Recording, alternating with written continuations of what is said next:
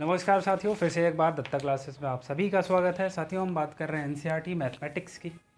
Class 10 लगातार चल रहा है और हमने एक्सरसाइज 3.1 लिया हुआ था और उसमें बहुत सारे क्वेश्चन करा दिए। बहुत सारे क्या, एक ही क्वेश्चन कराया, वो भी सब्स्टिट्यूशन में था। ठीक है, उसको मैंने बताया। आज हम क्वेश्चन नंबर 2, 3 और 4 कुल मिला के आज हम 3 क्वेश्चन करने वाले हैं। ठीक है, और बहुत बेहतरीन से क्वेश्चन है, वर्ड बेस्ड क्वेश्चन है। बहुत ज़्यादा एग्ज़ाम में पूछे भी जाते हैं ऐसे क्वेश्चन, तो बहुत ध्यान से और बहुत दिमाग लगा के इसको समझेंगे। देखो, मैं समझाऊंगा तो तुम्हें अच्छे से समझ में आएगा, इस बात की गारंटी है। और नहीं, अगर तुमको भरोसा है तो देखो पहला ही क्वेश्चन देख लो। हालांकि पहला आसान है।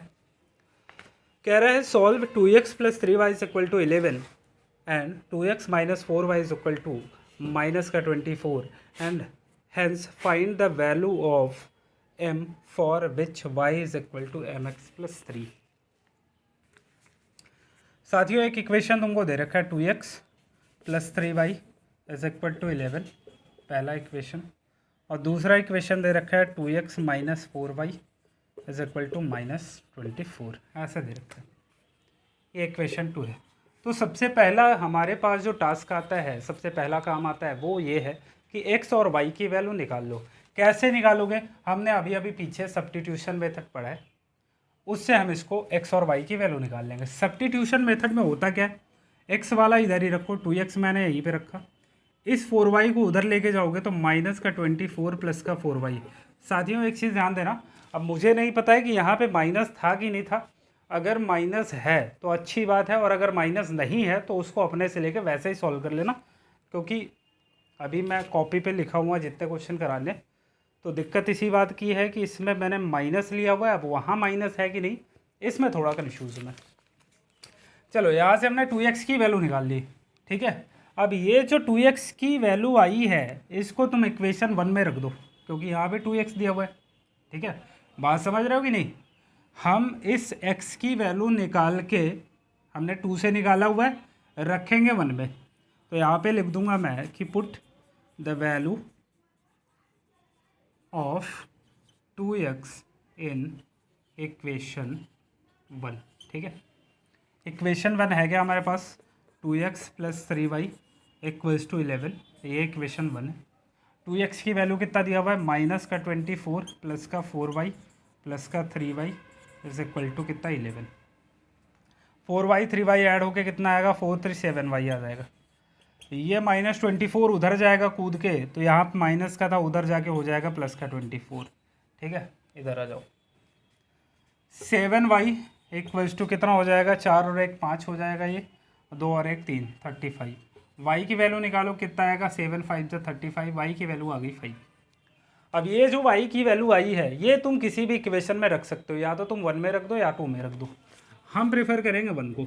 Put the value of y, put the value of y in equation 1। ठीक है, y की वैल्यू तुम इक्वेशन 1 में रख दो। इक्वेशन 1 कहता क्या है? 2x plus 3y equals to 11। एक और लगा दो, 2x प्लस 3 इंटू वाई की वैल्यू कितना है? 5 है, 11। 2x 5 3 जा मेरे साथियों कितना हो जाएगा? 15 इज इक्वल टू 11। 2x 11, ये 15 उधर जाएगा तो माइनस का 15 होगा, क्योंकि इधर प्लस का था। ये 15 से 11 जाएगा, माइनस का 4 आएगा।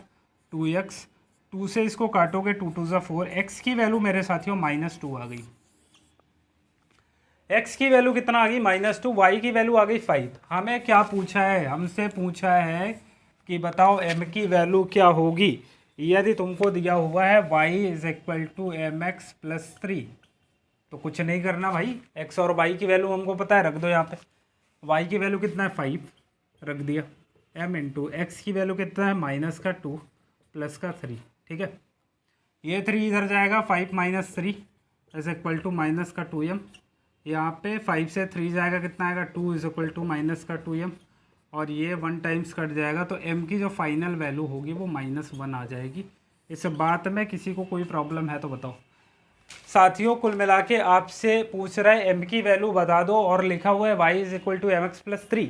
इसका मतलब सबसे पहला काम ये करना है कि x और y की वैल्यू निकाल लो। एक्स और वाई की जैसे ही वैल्यू आएगी यहाँ पे रख दोगे, सीधा आपका एम की वैल्यू आ जाएगी। बताओ इसमें कोई दिक्कत है? चलो एक और क्वेश्चन लेते हैं, आगे बढ़ते हैं।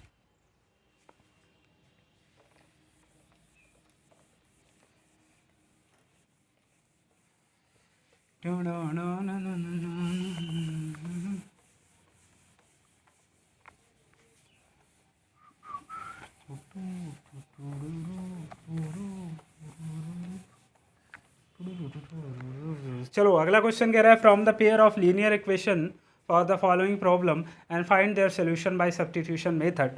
पहला क्वेश्चन है the difference between two number is 26 and one number is 3 times the other, find them. कह रहा है दो नंबर है, उनका जो डिफरेंस है वो 26 है, और यहाँ पे कह रहा है कि पहला नंबर जो है वो दूसरे नंबर का 3 टाइम्स है। कह रहा है ना one number is 3 times the other number. इसका मतलब अगर हम एक नंबर को मान लें, लेट फर्स्ट नंबर, अगर हम x मान लेंगे तो सेकेंड नंबर जो है वो कह रहा है कि इसका 3 टाइम्स है, पहले नंबर का 3 टाइम्स है हमारा सेकेंड नंबर। तो पहला नंबर अगर हमारा x था तो दूसरा नंबर 3 टाइम्स है, तो 3x हो जाएगा। बताओ अब कह रहा है इन नंबर्स के बीच का जो डिफरेंस है वो कितना दिया हुआ है 26। इसका मतलब क्या, डिफरेंस का मतलब क्या होता है? सबसे पहले बताओ अंतर। अगर मैं कहूँ 4 और 2 के बीच डिफरेंस कितना है, कितने का डिफरेंस है, तो आप कहोगे 2। कैसे मिला? 4 से मैंने 2 को जब माइनस किया है तब 2 मिला है।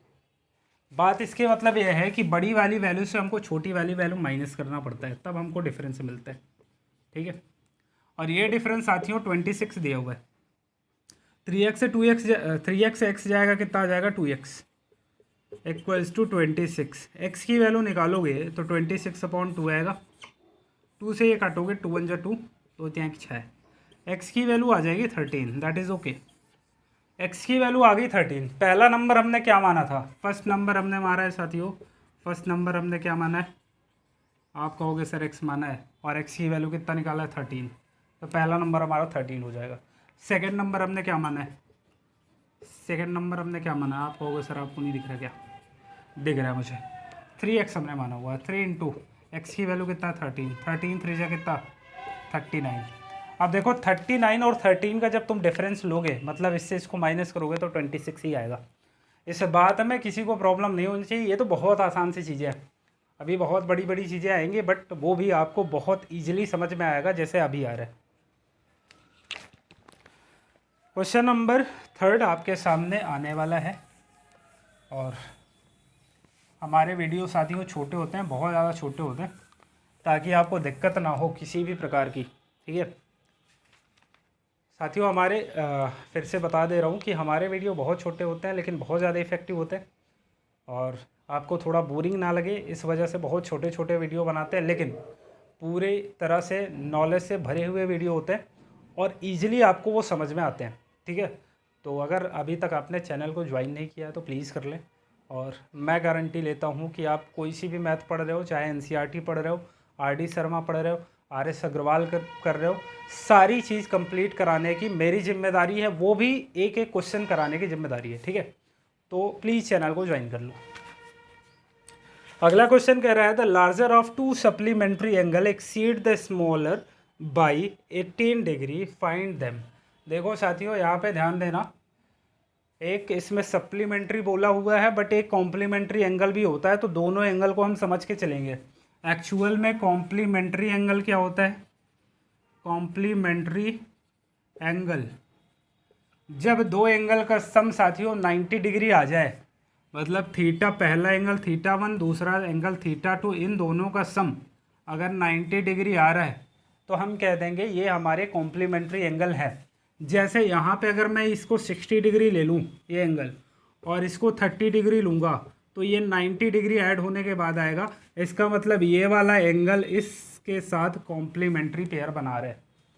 इस बात को समझने में कोई दिक्कत है तो बताओ। दूसरा होता है साथियों सप्लीमेंट्री एंगल। सप्लीमेंट्री एंगल, ठीक है, सप्लीमेंट्री एंगल का मतलब क्या होता है साथियों? जब दो एंगल का सम 180 डिग्री आ जाए तो उसको हम सप्लीमेंट्री एंगल बोल देंगे। जैसे अगर मान लो कि मैंने इस एंगल को 130 डिग्री लिया हुआ है और इस एंगल को 50 डिग्री लिया हुआ है, ऐड करोगे तो कितना आएगा, 180 डिग्री आएगा। इसका मतलब ये वाला एंगल इस एंगल के साथ सप्लीमेंट्री चीज़ें बना रहा है।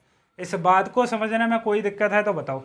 हाँ, कुछ बच्चों को होता है कि कंफ्यूज हो जाता है कि सर सप्लीमेंट्री में 90 होगा कि कॉम्प्लीमेंट्री में 90 होगा। इस बात में हमेशा दिक्कत रहती है। तो देखो, कॉम्प्लीमेंट्री छोटा है, सप्लीमेंट्री का मतलब सब का मतलब 180 पूरा का पूरा, और कॉम्प्लीमेंट्री का मतलब 90। ठीक है, तो यहाँ सबसे याद रखना, सब का मतलब होता है 180। ठीक है, इससे आप हमेशा याद रखोगे कि जब भी सप्लीमेंट्री बोल देगा 180 डिग्री हो जाएगा दो एंगल का सम। बाकी उसको कॉम्प्लीमेंट्री जानते ही हो। चलो अब इसको करेंगे भाई। अब इस क्वेश्चन को साथियों हम करने चल रहे हैं। कॉम्प्लीमेंट्री सप्लीमेंट्री तुमने अच्छे से समझ लिया है, कभी ज़िंदगी में यह तुमको भूलेगा नहीं। ठीक है, तो ऐसी ही चीज़ों को समझने के लिए, जानने के लिए, जो कि आपको कभी भी ना भूले, हमारे चैनल को ज्वाइन कर लो। सिंपल सी बात है। कह रहा है the larger of to supplementary angles exceed the smaller by 18 degree. कह रहा है जो बड़ा वाला एंगल है ना, अब देखो दो एंगल अगर होंगे कॉम्प्ली सप्लीमेंट्री में तो एक बड़ा होगा एक छोटा होगा। तो कह रहा है कि बड़ा वाला जो एंगल है वो छोटे वाले से 18 ज़्यादा है, एक्सीड कर रहा है 18 से। ठीक है, तो हम मान लेते हैं, चलो भैया, कि छोटा वाला जो है, let smaller angle be x. हम मान के चलते हैं भाई छोटा वाला एंगल हमारा एक्स है। तो जो लार्जर एंगल है, लार्जर एंगल वो क्या कर रहा है, स्मॉलर से क्या हो रहा है भाई, 18 एक्सीड कर रहा है, 18 ज़्यादा है। ठीक है, अब यहाँ पे आपको ये भी बताया कि दोनों एंगल सप्लीमेंट्री हैं। इसका मतलब इन दोनों एंगल का जो सम होगा वो 180 के इक्वल होगा। इस बात में कोई दिक्कत आपको नहीं होनी चाहिए भाई। इन दोनों एंगल का जो सम होगा वो 180 के इक्वल होगा, क्योंकि सप्लीमेंट्री एंगल है। एक्स और एक्स ऐड करोगे 2x आएगा, ये 18 उधर जाएगा, 180 माइनस का 18 आएगा। माइनस करके देख लो कितना आएगा भाई, 10 से 8 गया 2 आया। यहाँ कितना बचा, 7, 7 से 1 गया कितना, 6, और यहाँ 1 बचेगा 2x। x की वैल्यू निकालोगे, 2 से इसको काटोगे, 2 8 जा 16, 2 1 जा 2। x की वैल्यू आ गई 81 डिग्री। इसका मतलब हमारा जो स्मॉलर एंगल है वो 81 होगा। कितना आ जाएगा भाई, smaller angle is equal to कितना, x माना हुआ है, x की वैल्यू कितना आ गई 81। और लार्जर एंगल जो होगा, लार्जर एंगल वो कितना है भाई, x प्लस 18 है, x की वैल्यू 81 प्लस का 18 कितना आ जाएगा, 8 1 9, 8 1 9, 99। स्मॉलर एंगल 81 है, लार्जर एंगल 99 है, दोनों का सम करो 180 आएगा। इसका मतलब ये अभी भी दिख रहा है हमको कि दोनों एक दूसरे के सप्लीमेंट्री एंगल हैं। यहाँ तक समझने में, यहाँ तक क्वेश्चन को करने में आपको कहीं भी प्रॉब्लम है तो बताओ। आशा करता हूँ कि आप अच्छे से समझ पाए होंगे। अगर बुद्धिमान है, दिमागदार है, तब भी समझ पाए होंगे, और मूर्ख है तब भी समझ पाए होंगे। दोनों केस में आप समझ पा रहे होंगे। तो लास्ट में यही कहना चाहूँगा कि भाई चैनल को सब्सक्राइब कर लो। ठीक है, हमें भी अंदर से थोड़ा मोटिवेशन मिले कि हाँ हम काम कर रहे हैं तो लोग हमारे साथ जुड़ रहे हैं। अदरवाइज़ जब ऐसा होता है कि हम काम कर रहे हैं लेकिन रिस्पांस नहीं आ रहा है, लोग नहीं जुड़ रहे हैं, तो थोड़ा सा मनोबल डाउन हो जाता है। फिर लगता है कि क्या ही फ़ायदा है इन सारी चीज़ों को करने का। फ्री ऑफ कॉस्ट, फ्री में सारी चीज़ें कराई जा रही हैं, फिर भी लोग जुड़ नहीं रहे हैं, तो थोड़ा सा तकलीफ़ होता है। बट कोई बात नहीं, लगातार काम करते रहेंगे। और जब तक 1000 सब्सक्राइबर हमारे नहीं हो जाते तब तक चैन से नहीं बैठना है। 1000 हो जाएंगे, उसके बाद फिर एक डिजिटल बोर्ड आएगा। डिजिटल बोर्ड में प्रॉपर तरीके से लाइव क्लासेस चलेंगी, हर एक चीज़ बहुत अच्छे से पढ़ाया जाएगा। तो साथियों आज के लिए इतना ही रखते हैं, बाकी मिलते हैं नेक्स्ट वीडियो में। तब तक के लिए थैंक यू सो मच, धन्यवाद। जय हिंद, जय भारत, लगे रहो।